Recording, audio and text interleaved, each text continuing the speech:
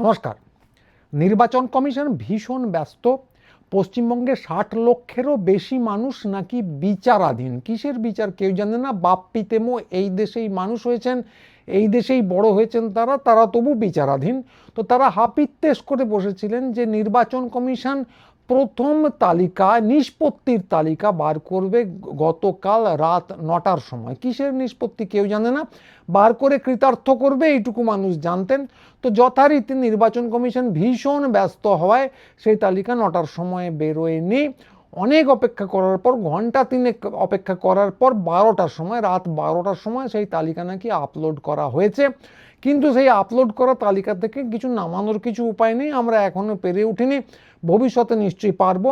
এবং তার থেকেও বড় কথাটা হচ্ছে এখনও কত নামের নিষ্পত্তি হয়েছে এবং তার মধ্যে কত বাদ গেল সেই সংখ্যা কিন্তু কমিশনের তরফ থেকে আদৌ জানানো হয়নি। এটা জানানোর দায়িত্ব ছিল তার, কিন্তু তারা যথারীতি ধোঁয়াশা বজায় রেখেছে যে বুথে বুথে কিছু কিছু তালিকা দিচ্ছি, সেখান থেকে নামিয়ে তোমরা যোগ করে দেখো বাপু, আমরা তো যোগ বিয়োগ করতে পারি না। তো এই ধোঁয়াশাটা তাদের প্রথম থেকে শেষ পর্যন্ত থাকছিল। আমরা প্রত্যাশাও করেছিলাম যে পশ্চিমবঙ্গের মানুষের জন্য এই ধোঁয়াশা এবং দুর্ভোগ ওনারা রেখেই দেবেন, সেই প্রত্যাশা ওনারা বজায় রেখেছেন। তো কমিশন সাংবাদিক সম্মেলনও করেছিল এর আগে, কত বাদ পড়েছে, কত বিবেচনাধীন এসব না জানিয়ে শুধু তালিকা প্রকাশের বিষয়টাই জানিয়েছে। মুখ্যমন্ত্রী দু একদিন আগেই বলেছিলেন যে ২২ লক্ষ নাকি এখনো পর্যন্ত বিচারাধীন মানুষের নিষ্পত্তি হয়েছে, তার মধ্যে ১০ লক্ষই বাদ। সে আশঙ্কা থাকে, কিন্তু তার সত্য মিথ্যা আমরা এখনো জানতে পারিনি। সংবাদ মাধ্যমে দেখলাম ২৯ লক্ষ নাম নাকি বিচারাধীন বার করে দেওয়া হয়েছে, তার মধ্যেও কত বাদ গেছে আমরা জানতে পারিনি।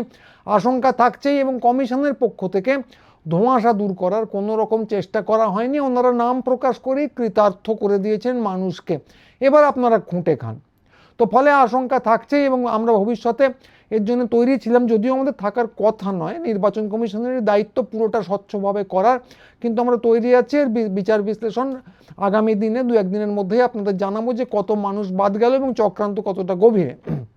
কিন্তু কথা হচ্ছে এইটুকু করেই তো নির্যাতন কমিশন আমাদের থেমে নেই। সাদেকিয়া তাদের নাম হয়েছে নির্যাতন কমিশন। ঘোষণা করার ঠিক আগে তারা ৭৩ জন রিটার্নিং অফিসারকে সরিয়ে দিয়েছে। গোটা পশ্চিমবঙ্গের সমস্ত প্রশাসনকে সরিয়ে দেওয়ার পরেও তারা ক্ষান্ত দেয়নি, ৭৩ জন রিটার্নিং অফিসারকেও সরিয়ে দিয়েছে। এই কাজে তাদের যে পরিমাণ উদ্যোগ, শ্রম ইত্যাদি তারা ব্যয় করছে, তারা যদি মানুষের দুর্ভোগ কমানোর জন্য সেটা ব্যয় করতো তাহলে বোধহয় ভালো হতো। কিন্তু সবার কাছে সব কিছু চেয়ে তো লাভ নেই।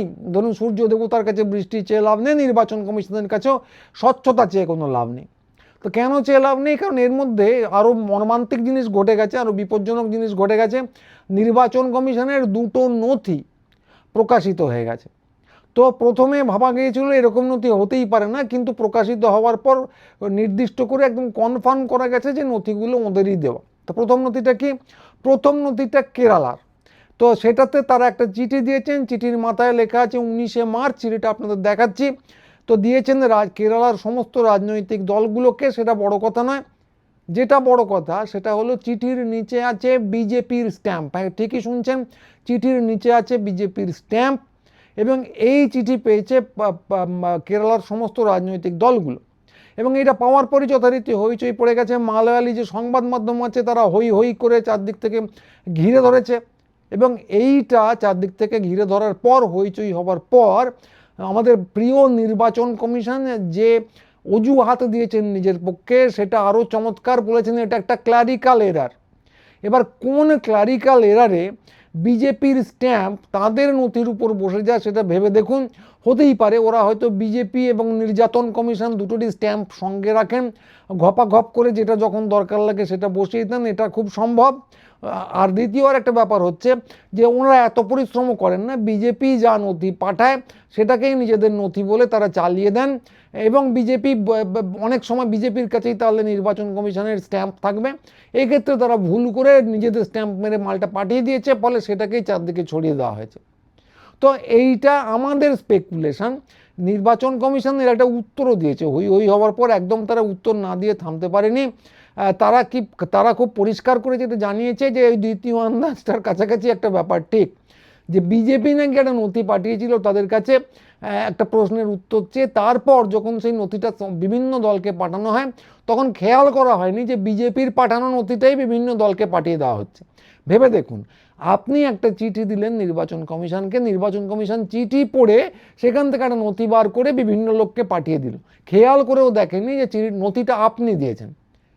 তো নির্বাচন কমিশন তাদের কাজকর্ম কিভাবে করে এ নিয়ে প্রশ্ন উঠেই যায় যে বিজেপির রাবার স্ট্যাম্প তারা ব্যবহার করেছে, শুধু তাই নয়, নিজেরাই কি বিজেপির রাবার স্ট্যাম্পে পরিণত হয়েছে, প্রশ্ন এটাই উঠে যায়। এবং এই শুধু ব্যাখ্যা বা অজুহাত যাই বলুন, এটা দিয়েও তারা ক্ষান্ত হয়নি। তারা আবার সমস্ত লোকের কাছে, আপনারা আমার সংবাদ মাধ্যম সবার কাছে খুব জোর গলায় আবেদন জানিয়েছেন যে যেন বিভ্রান্তিকর তথ্য চারদিকে ছড়ানো না হয়, কারণ এটা শুধুমাত্র একটা ক্লারিক্যাল এরারের জন্য হয়েছে। এবং তারপর খুব জোর দিয়ে বলেছে, আমি ইংরেজিতে এই জিনিসটা বলছি, the election commission maintains a rigorous and foolproof system to ensure that the electoral process remains free from any external influence or influences. তার মানেটা হলো কি, নির্বাচন কমিশনের এমন একটা সুন্দর পদ্ধতি আছে যা ফুল প্রুফ, অর্থাৎ কিনা যার মধ্যে দিয়ে জলও গলতে পারবে না, কোনো ছেঁদা নেই, ছেঁদাহীন। তো বেহুলার বাসর ঘরে একটা ছেঁদা ছিল, এখানে সেটাও নেই, এরকম একটা সিস্টেম তারা চালায়। ফলে একটা সামান্য ক্লারিক্যাল এরার নিয়ে এত হইচই করার কিছু নেই। তো কথাটা হলো যে সিস্টেমটা এতই ফুল প্রুফ, সেটা আপনারা দেখতেই পাচ্ছেন যে ক্লারিক্যাল এরার সেখানে ঘটে যেতেই পারে। বিজেপি স্ট্যাম্প দেওয়া চিঠি সেখানে বিভিন্ন দলগুলোকে পাঠানো হতেই পারে। তাহলে বাবা সিস্টেমটা কি করে ফুল প্রুফ হলো, সেটা আপনারা যদি একটু বুঝিয়ে দিতে পারতেন তাহলে ভালো হতো, কিন্তু ওরা বোঝাবেন না। একদিকে ওনাদের সিস্টেম হচ্ছে ফুল প্রুফ, অন্যদিকে ওনারা বিজেপি স্ট্যাম্প মারা চিঠি বিভিন্ন রাজনৈতিক দলগুলোকে পাঠাবেন, তারপর আবার দাবি করবেন আমাদের সিস্টেমটা ফুল প্রুফ। মানে আমি পড়াশুনো দুর্দর্শ করেছি, 100 পাবই, তারপর পেলাম গোল্লা, এবং তারপরও দাবি করলাম যে আমি 100 পাবই। তো এইটা সাধারণ ছাত্ররা করলে তারা রামঠ্যাঙানি খেয়ে যেতে পারতো, এখন অবশ্য মারধর হয় না, বকাঝকা তো খেতই। কিন্তু নির্বাচন কমিশন এরকম উদ্ভুটে দাবি করবেই, আমাদের মেনেও নিতে হবে, কি করা যাবে। তো এই হলো প্রথম নথি। তো দ্বিতীয় নথিটা আরও চমৎকার, এটা কেরালায় নয়, এটা পশ্চিমবঙ্গে। সেখানে একটা নথি পাঠানো হয়েছে পশ্চিমবঙ্গের বিভিন্ন আধিকারিকদের। আপনারা জানেনই সেই আধিকারিকরা এখন নির্বাচন কমিশনের পছন্দের আধিকারিক, গোটা প্রশাসনটাকেই তো বদলে দেওয়া হয়েছে। তো সেখানে বলা হয়েছে যে কার্যত কেন্দ্রীয় বাহিনীর বিরুদ্ধে কোনো এফআইআর চলবে না। ডিএম এবং এসপিদের চিঠি দিয়ে বলা হয়েছে যে একটা প্রাথমিক অনুসন্ধান ছাড়া এদের বিরুদ্ধে কোনো এফআইআর করা যাবে না। এবং এই চিঠিটা পাঠানো হয়েছে পশ্চিমবঙ্গের সমস্ত ডিএম এবং এসপিকে। অর্থাৎ যা বোঝা যাচ্ছে যে কিভাবে আইন শৃঙ্খলা রাখা হবে তার দায় দায়িত্ব আর পশ্চিমবঙ্গ সরকারের নয়, ওইটা নির্বাচন কমিশন নিজের হাতে তুলে নিয়েছে। কোন সাংবিধানিক ধারা তাদের এই অধিকার দিয়েছে সেটা এখনও আমাদের জানা নেই, কিন্তু নির্বাচন কমিশনকে তো কিছু বলাও যাবে না, কারণ তারা একটা সাংবিধানিক সংস্থা এবং এমন ব্যবস্থা করা হয়েছে যে যাদের বিরুদ্ধে কোনো অভিযোগ কোথাও করা যাবে না, কমিশনরা যতদিন জীবিত থাকবেন ততদিনই করা যাবে না। এবং এটা বিরোধী শূন্য আইন সভায় পাশ করিয়ে নেওয়া হয়েছে আইনটা। তো তার মানে যেটা দাঁড়াচ্ছে যে কেন্দ্রীয় বাহিনী হলে এই চুরি চামারি গুন্ডামি সব হচ্ছে একদম যথার্থ। তো তাদের কি কাণ্ড কয়েকদিন আগেই ঘটেছে, তারা তো আপনারা জানেনই। তারও আগে 2021 সালে শীতলকুচিতে তারা গুলি করে লোক মেরেছিল ভোটের সময়, এটা আমরা জানি। এবং এই কয়েকদিন আগে তারা পুশব্যাকের নাম করে ভারতীয় নাগরিক বাঙালিদের ভারতবর্ষের বিভিন্ন জায়গা থেকে ধরে এনে বাংলাদেশে ঠেলে পাঠিয়েছে এই কেন্দ্রীয় বাহিনী। এবং তারা ভারতীয় নাগরিক ছিলেন, সোনালী বিবি ফেরত এসেছেন, সুইটি বিবি ছাড়া আরও অনেকে এখনও বাংলাদেশে বন্দী হয়ে আছেন। তো এইটা হচ্ছে তাদের সুকাজের নমুনা। তারও কোনো প্রতিকার হয়নি। প্রতিকার কি করে হবে, মাথার উপর তো কেন্দ্রীয় সরকারের হাত আছে, কিন্তু অভিযোগ অন্তত করা যেত। এখন জানা যাচ্ছে এফআইআরও করা যাবে না। অর্থাৎ কেন্দ্রীয় বাহিনী যা খুশি করতে পারে, তাদের বিরুদ্ধে আঙুলটিও তোলা যাবে না। তারা সরকারি স্কুল দখল করে বসে থাকবে, তারা রাজ্য সরকারের পয়সায় খাবে দাবে, অন্তত আগে পর্যন্ত তাই হয়ে এসেছে। এবং তারপর তারা লোকের উপর ছড়ি ঘোরাবে, কিন্তু তাদের বিরুদ্ধে একটি আঙুলও তোলা যাবে না। যদি তারা ঠেলে কাউকে বাংলাদেশে পাঠিয়ে দেয়, পুশব্যাক করে দেয়, তাহলেও কিচ্ছু করা যাবে না। ভোট দিতে না দিলেও তো সামান্য ব্যাপার, কিচ্ছু করা যাবে না। এবং বিহারে অভিযোগ এসেছে ঘুরে ঘুরে তারা বহু লোককে আটকেছে, অভিযোগ এসেছে ভোট দেওয়ার সময় বহু লোককে আটকেছে এবং তার আগে ঘুরে ঘুরে ভয়ও দেখিয়েছে। এই অভিযোগগুলো এসেছে। পশ্চিমবঙ্গের ক্ষেত্রে কি সেটাই হতে চলেছে আমরা জানি না, কিন্তু এইটা জানি যে কেন্দ্রীয় বাহিনী কেন্দ্র হলো বিজেপির এবং এদের বিরুদ্ধে কিছু বলাই যাবে না, কারণ এরা হলো সোনার আংটি আবার টেরা ব্যাঁকা কি, তাই কোথাও কোনো এফআইআর নয়, কোনো অভিযোগ না। তো সব মিলিয়ে তাহলে পুরো ব্যাপারটা ঠিক কি দাঁড়ালো না, রাত 9টায় ছিল বিচারাধীন নিষ্পত্তিদের বিচারাধীন যারা আছেন তাদের নিষ্পত্তির প্রথম তালিকা বেরোনোর কথা, বেরোলো 12টার সময়, সেটাও পড়া যাচ্ছে না। তাতে নাম আছে কি নেই জানার জন্য আপনাকে আবার হন্যে হয়ে ঘুরতে হবে, আর যদি নাম না থাকে, যদি বাদ যায় তাতেই বাকি, কোনো কমপ্লেন না, কারণ কোথাও কোনো অভিযোগ করা যাবে না। ইচ্ছে হলে আপনি যান ট্রাইব্যুনালে যান, সেখানে উকিল ধরুন, সেখানে কাঁড়ি পয়সা খরচা করুন, তার ফলাফল কবে আসবে কেউ জানে না, তার মধ্যে কিন্তু ভোট টোট হয়ে যাবে। 2 হচ্ছে কেন্দ্রীয় বাহিনী আপনার এলাকায় স্কুল বাড়ি টাড়ি দখল করে বসে থাকবে, খাবে দাবে লাঠি ঘোরাবে। তো এর আগে তারা অজস্র অনৈতিক কাজ করেছে, সীমান্তে গেলেই আপনারা জানতে পারবেন। পুশব্যাকের কথা তো আগেই বললাম, আর গরু পাচার নামক একটা কথা শোনা যায়। তো কি করে বাংলাদেশ থেকে অনুপ্রবেশ হয় আর গরু পাচার হয়, এদের যোগসাযোগ ছাড়া সেটা আমাদের জানা নেই। তো যাই হোক, বেআইনি হোক আইনি হোক, অভিযোগ কিন্তু করতে পারবেন না, এখানেও কোনো কমপ্লেন নয়, কোনো এফআইআর না। এবং 3 হচ্ছে স্বয়ং নির্বাচন কমিশন, তারা বিজেপির স্ট্যাম্প মেরে চিঠি দিচ্ছে রাজনৈতিক দলগুলোকে, খুল্লা কাজ করছে শাসকের পক্ষে। তো সেটা তো জানেনি, গোটা প্রশাসন তারা দখল করে নিয়েছে কার্যত। এবং কথা হচ্ছে এটা যে এরা করছে বেশ করছে, এবং কোনো কমপ্লেন না, কারণ এরা সাংবিধানিক সংস্থা তো বটেই। আইন বলছে কোনো কমিশনারের বিরুদ্ধে জীবৎকালে কোনো অভিযোগই করা যাবে না। ফলে সব মিলিয়ে গণতন্ত্র জিন্দাবাদ।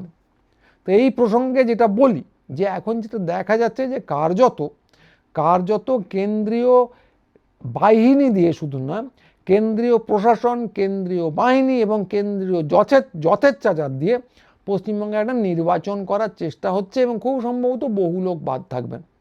ফলে একটা খুব তুমুল দ্বৈরথ এখন সামনে চলে এসেছে এবং ক্রমশ আসছে, সেটা হলো কেন্দ্র বনাম রাজ্যের অধিকার, যুক্তরাষ্ট্রীয় কাঠামোর লড়াই। অনেকে বাইনারির কথা বলেন, তো বাইনারিটা খুব স্পষ্টভাবেই এটা কোনো দলের ব্যাপার নয়, কেন্দ্র বনাম রাজ্য। তো এইটা নিয়ে কোনো দলের এখনো পর্যন্ত তেমন কোনো চৈতন্য আমি দেখতে পাইনি। তো সিপিএম বা বামপন্থী যারা আছেন তারা এর বিরুদ্ধে বলতে গেলে 3বার করে ভাবেন যে ওরে বাবা, তৃণমূল জিতে যাবে না তো, তৃণমূলের সুবিধা হয়ে যাবে না তো। তৃণমূলের লোকজনকে আমি দেখি তারা ভরসায় আছেন দিদি বাবা পার করে, কিন্তু যুদ্ধ একটা শুরু হয়ে গেছে, বর্গী হানা কিন্তু শুরু হয়ে গেছে। এটা খুব স্পষ্ট, দিনের আলোর মতো সুস্পষ্ট। এখন খুব স্পষ্ট করে এই যুদ্ধটা একটা অবস্থান নেওয়া ছাড়া আমাদের কিন্তু আর কোনো উপায় নেই। কেন্দ্রীয় বাহিনী, কেন্দ্রীয় নির্বাচন কমিশন খুললাম একটা পক্ষ নিয়ে ফেলেছে। তাই এটার বিরুদ্ধে আওয়াজ তুলুন, এটার বিরুদ্ধে কথা বলুন, আমরা যেমন বলছি সেরকম বলুন। এবং মানুষের মধ্যে একটা নিশ্চিন্ত ভাবও আমি লক্ষ্য করছি কিছুদিন ধরে, যাদের সঙ্গে কথাবার্তা বলি তারা বলেন দেখ অত লোককে বাদ দেওয়া যাবে কিনা। তারা ক্ষুব্ধ, তারা কোনো দল করেন এমন না, এই যথেচ্ছাচার নিয়ে ক্ষুব্ধ, কিন্তু তারা মাঝে মাঝেই বলেন দেখ অত লোককে বাদ দেওয়া যায় নাকি, ও ফিরে আসবে ঠিকই। হয়তো ফিরে আসবে আমি জানি না, কিন্তু তার কোনো লক্ষণ দেখতে পাচ্ছি না। এবং এরা কত দূর যে যেতে পারে সে নিয়ে আমাদের আন্দাজেরও কোনো শেষ নেই, আমাদের আশঙ্কারও কোনো শেষ নেই, আমরা জানি না কতদূর যেতে পারে।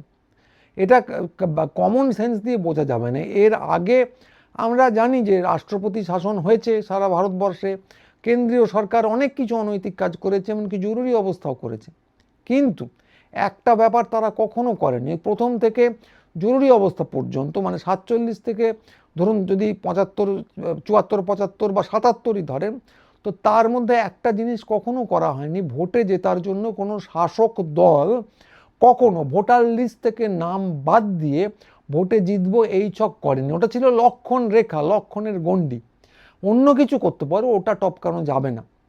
সেই প্রথম নির্বাচন কমিশনার প্রতীক চিহ্ন উদ্ভাবন করেছিলেন যাতে অশিক্ষিত মানুষরা ভোট দিতে পারেন, যারা পড়তে পারেন না, অশিক্ষিত বলাটা ঠিক না, যাদের অক্ষর জ্ঞান নেই তারা ভোট দিতে যেতে পারেন, সেজন্য প্রতীক চিহ্নের আবিষ্কার হয়েছিল সারা পৃথিবীর মধ্যে প্রথম ভারতবর্ষে। এবং সেখানে নির্বাচন কমিশনের দায়িত্ব ছিল যে তারা ঘুরে ঘুরে সমস্ত মানুষকে ভোটার তালিকায় অন্তর্ভুক্ত করবে। এইটা ছিল স্বাধীন ভারতবর্ষের ঐতিহ্য। অনেক অপকর্ম হয়েছে, কিন্তু এইটা ছিল, এই লক্ষণ রেখা কেউ কখনো টপকাননি। এই প্রথম 2021 সালের পর 2026-এ 25-26-এ এসে আমরা দেখছি লক্ষণ রেখাটা ডিঙানো হচ্ছে। একের পর এক নির্বাচনে ওরা যেটা করছে সেটা হলো যে জেতার জন্য দরকার হলে কিছু প্রচুর লোককে বাদও দিয়ে দেবো, এবং পশ্চিমবঙ্গে এসে সেটা খুল্লা এবং অত্যন্ত লজ্জা, যারা সব থেকে বেশি রক্ত দিয়েছে ভারত স্বাধীন করার জন্য তাদের নাম বাদ দেওয়া হচ্ছে। এবং সংখ্যাটা কত? এখনো পর্যন্ত 6,44,00,000, মানে এই নতুন তালিকা বেরোনোর আগে ছিল ভোটার লিস্টের নাম, তার মধ্যে 60 লক্ষের বেশি বিচারাধীন এবং 60 লক্ষেরও বেশি নাম বাদ পড়েছে। শুধু বিচারাধীনই যদি ধরেন তাহলে 10% নির্বাচক বাদ, মানে বিচারাধীন। তার সঙ্গে যদি বাদদের ধরেন তাহলে সংখ্যাটা আরও বেড়ে যায়। তো কথা হচ্ছে 10%কে বাদ দিয়ে কোনো উৎসব আনন্দ হয় না। ভোট রাজনীতির উৎসব আমরা জানি, কিন্তু এই 10%কে বা 15%কে বাদ দিয়ে কোথাও কোনো উৎসব হয় না, সেটা অশ্লীল লাগে। তো রাজনৈতিক দলগুলোকে চাপ দেওয়া দরকার, কারণ লড়াইটা যে বাইনারির কথা বলছেন শোনা যাচ্ছে, সে বাইনারিটা কিন্তু কেন্দ্র বনাম রাজ্য থেকে এড়িয়ে যাওয়ার কোনো উপায় নেই। এটা কৃত্রিম বাইনারি বলারও কোনো উপায় নেই। বহিঃশত্রু যদি আপনার দেশ আক্রমণ করে তাহলে একটা বাইনারি তো তৈরি হয়, বহিঃশত্রু বনাম আপনার দেশের জনগণ।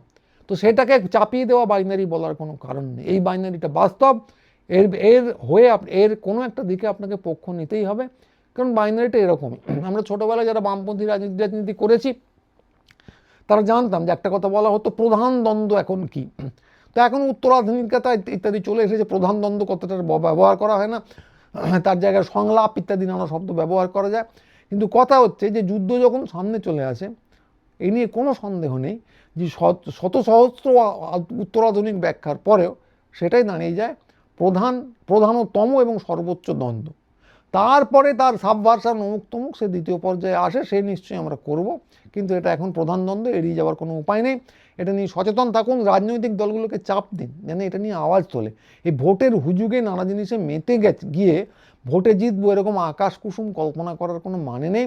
কারণ রিসোর্সের কথা যদি বলেন তো সত্যি কথা বলতে কি, পশ্চিমবঙ্গে তৃণমূলের প্রচণ্ড বেশি বড় সংগঠন, পশ্চিমবঙ্গে সিপিএমের অতটা সংগঠন নেই, কিন্তু তাও প্রায় প্রতি বুথ প্রতি তারা চলে যায়। কিন্তু বিজেপির যেটা আছে একটা গোটা রাষ্ট্র ব্যবস্থা, সেটা আপনাদের কারণ নেই। কাজে আওয়াজটা তুলুন, যুক্তরাষ্ট্রীয় ব্যবস্থার পক্ষে আওয়াজ তুলুন, বাঙালির অধিকারের পক্ষে আওয়াজ তুলুন, যুক্তরাষ্ট্রীয় ব্যবস্থার পক্ষে আওয়াজ তুলুন, ছেড়ে দেওয়ার কোনো মানে নেই। তো আজকে এইটুকুই, বারংবার এই কথা বলে আসছি, নতুন করে আর কি বলবো, সময় বেশি চলে যাবে। তা আওয়াজটা তোলা দরকার। আমাদের ভিডিও যারা শুনছেন অতি অবশ্যই শেয়ার করুন, লাইক করুন, এটা একটা নতুন জিনিস আছে, হাইপ করুন, যাতে আরও বেশি লোকজন দেখতে পায়। আমাদের সঙ্গে যোগাযোগ করুন, আমাদের দোকানে আসুন, কলেজ স্ট্রিটে পুটিরামের উল্টো দিকে আমাদের দোকান, অতি অবশ্যই আসবেন, যোগাযোগ তৈরি হোক। আমাদের একটা হোয়াটসঅ্যাপ গ্রুপ আছে, সেখানে ঢুকে পড়তে পারেন, লিঙ্ক আমি ডেসক্রিপশানে দিয়ে দেবো। এগুলো করুন, যোগাযোগ রাখুন, তাহলে আমরা একটা সমস্যা হয়ে উঠতে পারবো। তো আজকে এইটুকুই, 15 মিনিটের বেশি সময় নিয়ে ফেললাম, আজকে আর কথা বলবো না। সবাই ভালো থাকবেন, নমস্কার।